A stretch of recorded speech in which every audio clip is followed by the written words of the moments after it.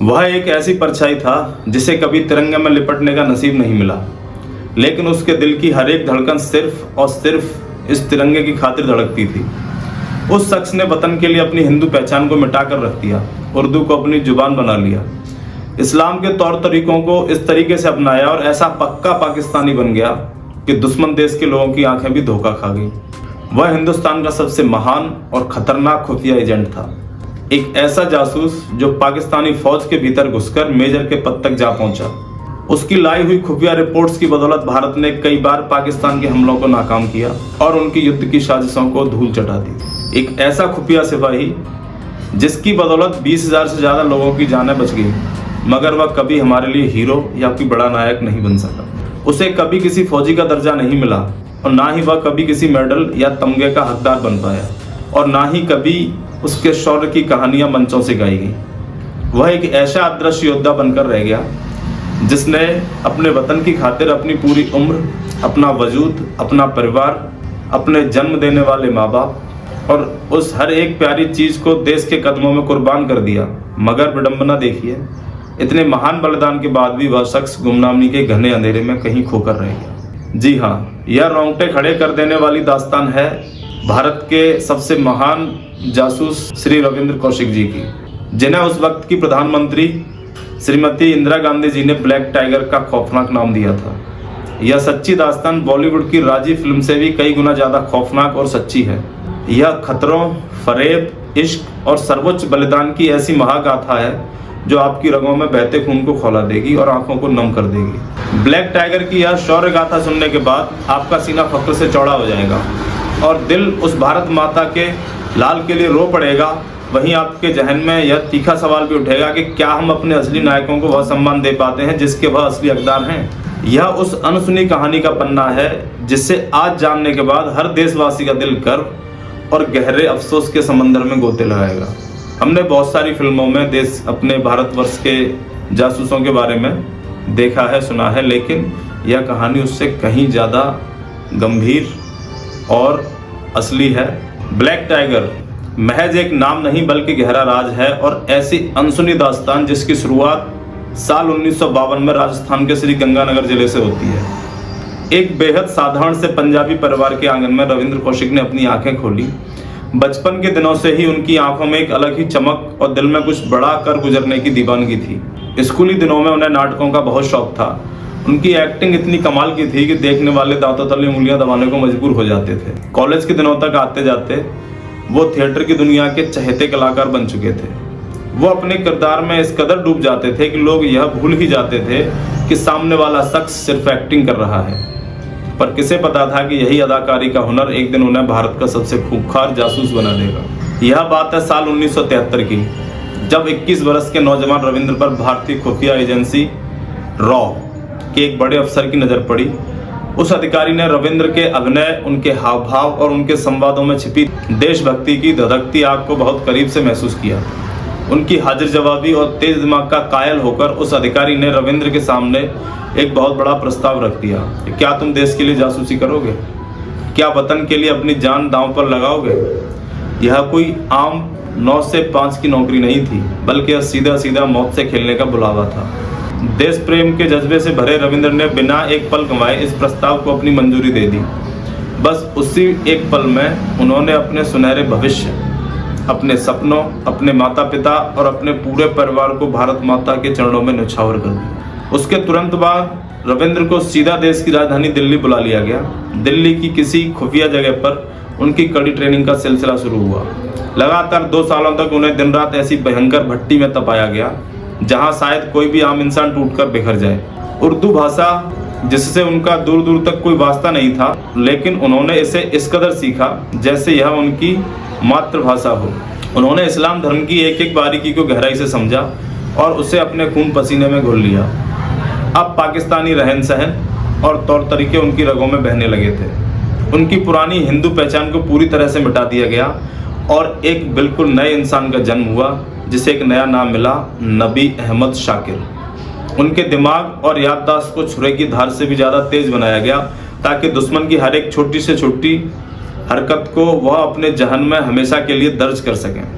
Raw ने उन्हें secret courts में बात करना, आधुनिक हथियार चलाना और दुनिया की बेहतरीन खुफिया तकनीकें सिखाई। उन्हें यह भी ट्रेनिंग दी गई कि कैसे अपनी इंसानी भावनाओं का गला घोंटना है और कैसे हर एक पल मौत को गले लगाने के लिए तैयार रहना है। मगर इस पूरे सफर में सबसे मुश्किल पड़ाव वो था जब उन्हें यह समझाया गया कि एक असली जासूस का कोई घर परिवार नहीं होता, कोई यार दोस्त नहीं होता और यहाँ तक कि उसका अपना कोई नाम भी नहीं होता। और उन्हें इन सभी जज्बातों को हमेशा के लिए पीछे छोड़ना पड़ा, हमेशा के लिए दफन करना पड़ा। रविंद्र ने अपनी माँ से हुई उस आखिरी और भावुक मुलाकात की यादों को अपने दिल की तिजोरी में हमेशा के लिए महफूज कर लिया और अपने पिता के चरणों को स्पर्श करके आशीर्वाद लिया। इसके बाद वो हमेशा हमेशा के लिए एक परछाई बन गए, एक ऐसी अभागी परछाई जो अपने जन्म देने वाले परिवार से फिर कभी लौटकर नहीं मिल सकी। उस दौर की कद्दावर प्रधानमंत्री इंदिरा गांधी ने रविंद्र की इस बेमिसाल काबिलियत और बहादुरी को देखते हुए ही उन्हें ब्लैक टाइगर का नाम दिया था। यह नाम इसलिए दिया गया क्योंकि वो बेहद शातिर थे और मौत की आंखों में आंखें डालकर खेलने का मादा रखते थे। आखिरकार साल 1975 आ गया। रविंद्र कौशिक, जिनकी पहचान अब पूरी तरह से नबी अहमद शाकिर में तब्दील हो चुकी थी, उन्होंने पाकिस्तान की सरजमी पर कदम रखा। उनका सबसे बड़ा मिशन था पाकिस्तान की सेना के भीतर सेंधमारी करना, भारत के लिए अंदरूनी खुफिया जानकारी जुटाना। लेकिन यह एक ऐसा खतरनाक खेल था जहां एक छोटी सी चूक का मतलब सीधे खौफनाक मौत था। सबसे पहले उन्होंने कराची यूनिवर्सिटी में अपना दाखिला करवाया और वहां से LLB की पढ़ाई का नाटक शुरू किया।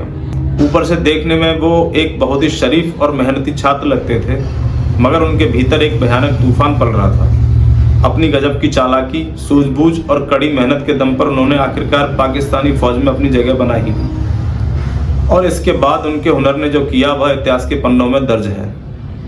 अब यह भारतीय खुफिया एजेंट पाकिस्तान की सेना में बाकायदा एक मेजर बन चुका था। नाम था मेजर नबी अहमद शाकिर। पाकिस्तान की नज़रों में वो उनका सबसे भरोसेमंद और होनहार अफसर था, लेकिन हकीकत में वो भारत माता का सबसे खूंखार ब्लैक टाइगर था। इस मुकाम पर पहुंचने के बाद हर दिन हर एक घंटे वो भारत की सुरक्षा के लिए बेहद अहम खुफिया जानकारियां भेजते रहे। पाकिस्तानी सेना के मास्टर प्लान, उनके हथियारों की लोकेशंस, बड़े कमांडरों की खतरनाक साजिशें, अब यह सब कुछ भारतीय एजेंसियों की मुट्ठी में था। उन्हीं की भेजी गई सटीक सूचना की बदौलत साल 1979 से 1983 के बीच पाकिस्तान के कई खतरनाक युद्ध अभियानों को पूरी तरह से भारत ने नाकाम कर दिया। एक अनुमान के मुताबिक उन्होंने करीब 20,000 से ज्यादा भारतीय सैनिकों को मौत के मुंह में जाने से बचाया। वो गायब हो जाने वाली स्याही और खास डाक के जरिए कुवैत और दुबई के रास्तों से अपने मैसेज भेजते थे। वो हर बार मौत को चकमा देकर निकल जाते। उनका काम करने का तरीका इतना अचूक था कि कई सालों तक दुश्मन देश की एजेंसियों को रत्ती भर भी शक नहीं हुआ। जबकि सच तो यह था कि रविंद्र की जिंदगी सिर्फ एक कच्चे धागे पर टिकी थी। हर कदम पर बारूदी सुरंगें थीं और हर सांस के साथ मौत का खौफ भी था। मौत के इस खेल के बीच रविंद्र की जिंदगी में मोहब्बत ने दस्तक दी। यह कोई आम प्रेम कहानी नहीं, बल्कि यह आग और बारूद के बीच पनपी एक अनोखी प्रेम की दास्तान थी, अमानत की दास्तान। एक ऐसी कहानी जिसे शायद दुनिया का सबसे दर्दनाक और बदनसीब प्रेम कहानियों में गिना जाएगा। एक ऐसा इश्क जिसका अंजाम बेहद खौफनाक और रुला देने वाला था। पाकिस्तान में रहते हुए रविंद्र उर्फ ब्लैक टाइगर का दिल वहां के एक फौजी अफसर की बेटी अमानत पर आ गया। अब यह हकीकत में सच्चा प्यार था या जासूसी के मिशन का कोई हिस्सा, यह राज तो उनके साथ ही दफन हो गया। हालांकि बाद में रविंद्र के लिखे हुए कुछ खत इस बात की गवाही देते हैं कि वो अपनी पत्नी अमानत से बेइंतहा मोहब्बत करते थे। अमानत में उनकी जान बसती थी। मगर यह कोई बॉलीवुड की फिल्मी लव स्टोरी नहीं थी। यह खौफ के साए में पलने वाली मोहब्बत थी। उनकी हर मुलाकात में मौत का पहरा होता था और हर पल अपनी असली पहचान छिपाए रखने का भारी बोझ होता था। इन तमाम मुश्किलों के बावजूद रविंद्र ने अमानत को अपनी जिंदगी का हिस्सा बनाया। कॉलेज के दिनों की उस दोस्ती को उन्होंने प्यार का मुकाम दिया, फिर निकाह किया और आगे चलकर उनकी एक प्यारी सी बेटी भी हुई।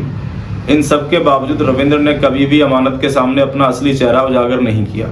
वो भले ही अमानत को दिलो जान से चाहते थे, मगर उनका पहला इश्क, उनका पहला प्यार, उनका वतन हिंदुस्तान ही था। उन्हें अच्छी तरह पता था कि अगर उनका राजफाश हुआ तो अमानत और उनकी मासूम बच्ची की जिंदगी भी दांव पर लग जाएगी। कुछ दिन, कुछ महीने और कुछ साल तो बड़ी हंसी खुशी कट गए, लेकिन फिर एक दिन उनकी इस छोटी सी दुनिया को किसी की नज़र लग गई और यह सब हुआ सिर्फ एक छोटी सी गलती की वजह से। साल 1983 में भारतीय खुफिया एजेंसी रॉ से एक बहुत बड़ी और जानलेवा चूक हो गई।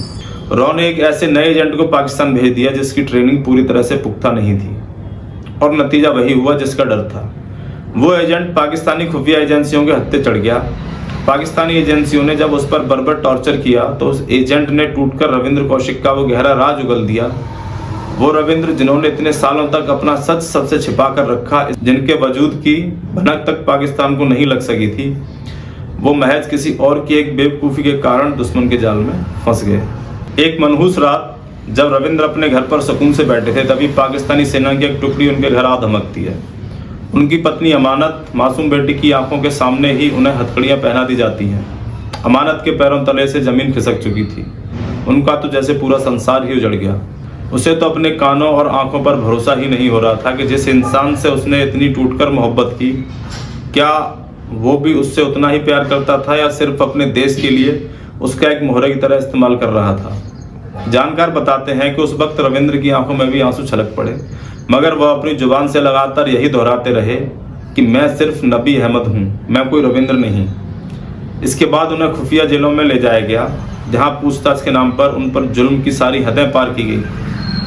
कहते हैं कि पाकिस्तानी फौज ने उन्हें टॉर्चर करने में कोई कसर नहीं छोड़ी।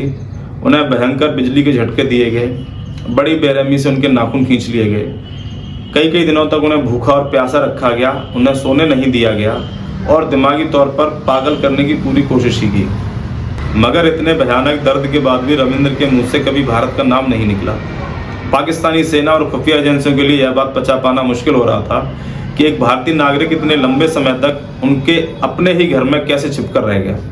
फौज के बड़े बड़े अफसर शर्मसार थे कि वो लड़का पाकिस्तान आया, कराची यूनिवर्सिटी से पढ़ा और उनकी फौज का हिस्सा बन गया, मेजर की वर्दी पहन ली और किसी को कानों कान खबर तक नहीं हुई। तमाम यातनाओं के बाद आखिर में रविंद्र को फांसी की सजा मुकर्रर की गई, जिसे बाद में बदलकर उम्र कैद कर दिया गया। मगर सच पूछिए तो यह उम्र कैद फांसी से भी ज्यादा भयानक थी। उन्हें जहन्नुम जैसी काल कोठरी में गुमनामी का जीवन जीने के लिए छोड़ दिया गया। पाकिस्तान की सियालकोट और मियांवाली जैसी खूंखार जेलों में जहां रोशनी की एक किरण तक नहीं जाती थी, वहां सड़ी हुई रोटियों और भयंकर बीमारियों के बीच उन्हें मरने के लिए फेंक दिया गया। चूंकि वो भारत के जासूस थे, इसलिए उनके साथ किसी इंसान जैसा नहीं बल्कि एक खूंखार जानवर से भी बदतर सलूक किया गया। उस कोठरी में न दिन का अंदाजा होता था न रात का। लगातार हो रहे जुल्मों और अमानवीय हालात की वजह से उन्हें टीबी और दिल की भयंकर बीमारियों ने अपनी गिरफ्त में ले लिया और उनका शरीर अंदर से पूरी तरह खोखला हो गया। पर इन शारीरिक दर्दों से कहीं बड़ा दर्द था अपनों द्वारा भुला दिए जाने का एक गुमनाम मौत मरने का दर्द। हिंदुस्तान में किसी को कानों कान खबर नहीं थी कि उनका अपना लाल पाकिस्तान की किसी अंधेरी कोठरी में सड़ रहा है। उधर अमानत और उनकी बेटी को भी पाकिस्तानी समाज ने बुरी तरह से प्रताड़ित और तिरस्कृत किया। जेल की उन सलाखों के पीछे रविंद्र ने कई चिट्ठियां लिखी कि मेरी मदद करो, भारत सरकार मुझे यहाँ से निकाल लो, मैं इन जेलों में तिल तिल कर मर रहा हूँ। मगर उनकी वो चीखें, वो खत सब हवाओं में गुम हो गए, किसी ने उनकी नहीं सुनी। कोई भी देश हो, किसी के भी जासूस किसी दूसरे देश में अगर पकड़े जाते हैं तो सबके साथ यही सलूक होता है, कोई भी सरकार उन्हें अपना नहीं बताती है। 16 साल के लंबे समय तक वो पाकिस्तानी जेलों में नरक भोगते रहे और आखिरकार साल 2001 में जब उनकी उम्र महज 49 साल थी, टीबी और एक जानलेवा हार्ट अटैक ने इस वीर ब्लैक टाइगर की सांसों को हमेशा के लिए शांत कर दिया। उनके गुजर जाने की खबर भी उनके अपने देश भारत में बहुत दिनों बाद पहुंची। उनकी बूढ़ी माँ लगातार रोते हुए यह सवाल पूछती रही कि मेरे बेटे ने वतन के लिए अपना सब कुछ गंवा दिया, सब कुछ दांव पर लगा दिया। क्या इस देश में मेरे लाल के नाम पर एक सड़क या कोई चौराहा भी नहीं बन सकता? यह सवाल आज भी गूंजता है कि जिस रविंद्र ने हजारों हिंदुस्तानियों की जान बचाई, हजारों हमारे आर्मी के जवानों की जान बचाई, देश को युद्धों से महफूज रखा, उस बलिदान के बदले में इस देश ने उन्हें क्या लौटाया? जिस अभागी माँ ने अपने जिगर के टुकड़े को वतन के हवाले कर दिया था, वो सालों तक सरकार के चौखटों पर माथा टेकती रही।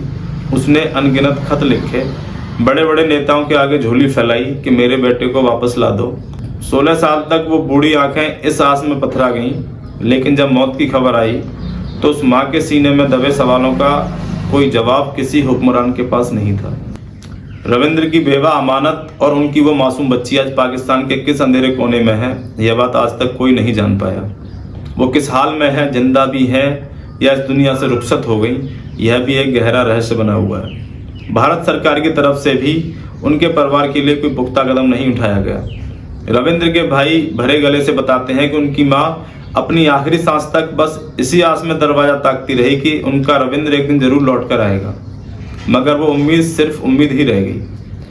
वैसे देखा जाए तो सिर्फ भारत सरकार ही नहीं बल्कि दुनिया के हर देश की खुफिया एजेंसियों का जासूसों के लिए एक कड़वा और अघोषित नियम होता है। जब कोई जासूसी के पेशे में कदम रखता है तो उसे यह पहले ही बता दिया जाता है कि अगर तुम पकड़े गए तो तुम्हारा देश तुम्हें पहचानने से साफ इनकार कर देगा, कोई तुम्हारा नाम तक अपनी जुबान पर नहीं लाएगा। रविंद्र ने इस कड़वे सच को पूरी तरह से मान लिया था, अपना लिया था, लेकिन आज भी यह सवाल मन को बेकल करता है कि क्या सच में हमें उन्हें यूं ही मरने के लिए छोड़ देना चाहिए था, या उस दौर की सियासत के हिसाब से वही फैसला सबसे सही था। खैर, जो हुआ सो हुआ। हम रविंद्र कौशिक को तो वापस नहीं ला सकते, लेकिन क्या अब यह हमारा परम कर्तव्य नहीं है कि हम देश के ऐसे वीर सपूत को हमेशा अपने दिलों में जिंदा रखें। वक्त के साथ रविंद्र की कहानी धीरे धीरे बाहर जरूर आई, लेकिन उनके उस महान बलिदान को वो मुकाम कभी नहीं मिल सका जिसके वो असल में हकदार थे। और यह चुभता हुआ सवाल आज भी हमारे दिलों को कचोटता है कि क्या हम अपने ही जासूसों की कुर्बानियों को इतनी आसानी से भूल जाते हैं। रविंद्र कौशिक की यह दास्तान महज एक स्पाई थ्रिलर नहीं है, बल्कि यह खून से लिखी गई बलिदान की वो इबारत है, वो शख्स जिसने मौत के जबड़े में हाथ डालकर दुश्मन के घर में अपनी बैठ बनाई, पाकिस्तानी सेना में मेजर की वर्दी पहनी, 20,000 भारतीय सैनिकों को मौत से बचाया और दुश्मन मुल्क की बड़ी बड़ी साजिशों को मिट्टी में मिला दिया, जिसने अपने घर आंगन, अपने परिवार को हमेशा के लिए त्याग दिया, अपनी माँ के आंसुओं से मुंह मोड़ लिया, जिसने पाकिस्तान में एक नई दुनिया बसाई, इश्क किया, मगर जब बात देश की आई तो उसने अपना सब कुछ हंसते हंसते कुर्बान कर दिया। उनकी भेजी गई खुफिया रिपोर्ट्स ने भले ही हजारों घरों के चिराग बुझने से बचा लिए हों, लेकिन उनकी खुद की जिंदगी गुमनामी के अंधेरे में दम तोड़ दी। ब्लैक टाइगर की यह शौर्य गाथा हिंदुस्तान के हर एक सच्चे देशभक्त के सीने में हमेशा धड़कनी चाहिए, एक गर्व के एहसास के तौर पर भी और एक गहरे अफसोस के तौर पर भी। अफसोस इस बात का कि हम उस महानायक को वो इज्जत, वो सम्मान नहीं दे सके जिसका वो असल में हकदार था। हो सकता है इतिहास की मोटी मोटी किताबों में उनका नाम आपको कहीं नजर ना आए, लेकिन उसकी दी गई कुर्बानी हमेशा अमर रहेगी। और हमें अपने आप से यह कड़वा सवाल जरूर पूछना चाहिए कि क्या हम भविष्य में कभी ऐसे नायकों को उनका हक दे पाएंगे। शायद जवाब फिर से भी नहीं ही हो, क्योंकि जासूसी की दुनिया का सबसे क्रूर और कड़वा सच यही है। मगर उनकी इस कहानी को जिंदा रखना और उनके इस जज्बे को बार बार सलाम करना ही हमारी तरफ से उनके लिए सबसे सच्ची श्रद्धांजलि होगी। यही वो वजह है कि आज हम यह रोंगटे खड़े कर देने वाली कहानी आपके सामने लेकर आए हैं। इस दास्तान को यहीं मत रुकने दीजिएगा, इसे आगे बढ़ाइएगा, जिससे कि हर एक हिंदुस्तानी हमारे इस ब्लैक टाइगर की कहानी के बारे में जान पाए और उस कहानी को जानकर गर्व से कह सके कि हमारे देश में इतने महान शख्सियत पैदा हुए। यह एक ऐसी कहानी है जिसे पीढ़ियों तक जिंदा रखना हम सभी का सबसे बड़ा फर्ज है। जय हिंद, जय भारत, वंदे मातरम।